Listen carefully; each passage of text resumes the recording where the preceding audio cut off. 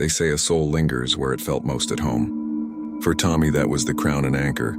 Every night for 20 years, he sat at the end of the bar. After he passed, we kept his seat warm and his pint full. A simple tradition. A promise. We didn't know we were setting a place for something that had no intention of staying quiet. The beer was always for him. We'd pour it, leave it, and close the tab. But tonight, the condensation didn't beat right. The glass felt heavier than it should have, and the air around it went cold. We should have poured it down the drain. But grief makes you stubborn, and stubbornness makes you blind. We raised our glasses to his memory. To Tommy, we said. The words felt warm, familiar. The photograph on the wall seemed to smile back. For a moment, it felt like he was still there, just out of sight, nursing as usual. That was the last moment any of us felt safe. Then it moved. Not a nudge. Not a bump. That glass slid across the polished oak like it had somewhere to be. The barman reached for it, too slow. The beer didn't slosh. It pulled, like the glass itself was a drain. And in the space of a single breath, the pint was empty, bone dry, not a drop spilled. We stared at the dry mat. No puddle, no ring, just a perfect untouched circle of cardboard. And then the silence hit, not the comfortable silence of a quiet pub.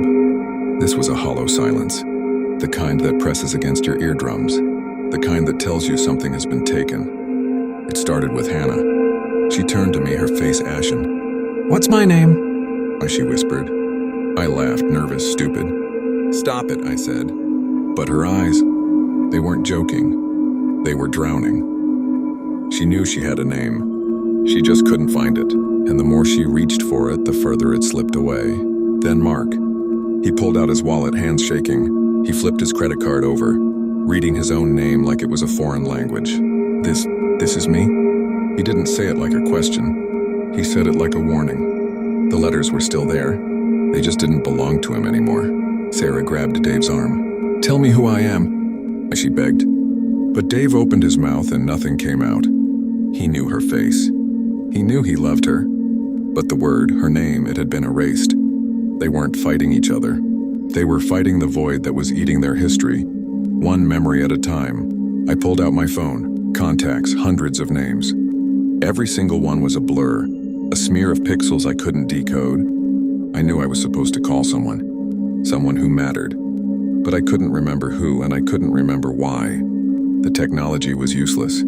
The person holding it was becoming useless too. And then the fog got deeper. I looked at the pint in front of me. I knew it was a drink. I knew it was glass and liquid. But the word for it was gone. I didn't know what it was called, and I didn't know what to do with it. I was still breathing, but I'd forgotten how to blink. One by one, we forgot how to stand. The legs we'd walked in on became foreign objects. Dave went first. His knees buckled, and the barmaid lunged to catch him. Her arms caught his weight, but her mind caught nothing. She looked at his face, and she saw a stranger. A dying stranger. And she couldn't remember her own name to scream for help. The second man just folded. Face down on the wood, arms limp. His pint stood sentinel next to his head, untouched. The light above him didn't flicker. It just burned, indifferent as the life in his chest slowed to a crawl. He forgot to hold himself up. Then he forgot to hold on. From the floor, the world looked upside down. I saw the stools toppled like dominoes. Legs tangled. Shoes still on. One of them was still twitching. My own legs were numb. I tried to remember how to make them move. I tried to remember what move meant. The overhead lights glared down like judgment. The last thing I saw before the black closed in was my phone on the floor. The screen was cracked. A single notification glowed. Missed call from Mum. She must have been worried. She must have been waiting. But I couldn't reach for it. I couldn't remember her face. I couldn't remember how to breathe. The phone lit up one last time. Then the screen went dark. And now, the pub is still. The glasses are full. The wallets are open. The bodies are quiet. The only thing watching over the silence is Tommy's photograph. Right where we left it. He got his pint tonight. But he didn't drink it. He just took our names. He took our breath. And he left the tab open for the next round.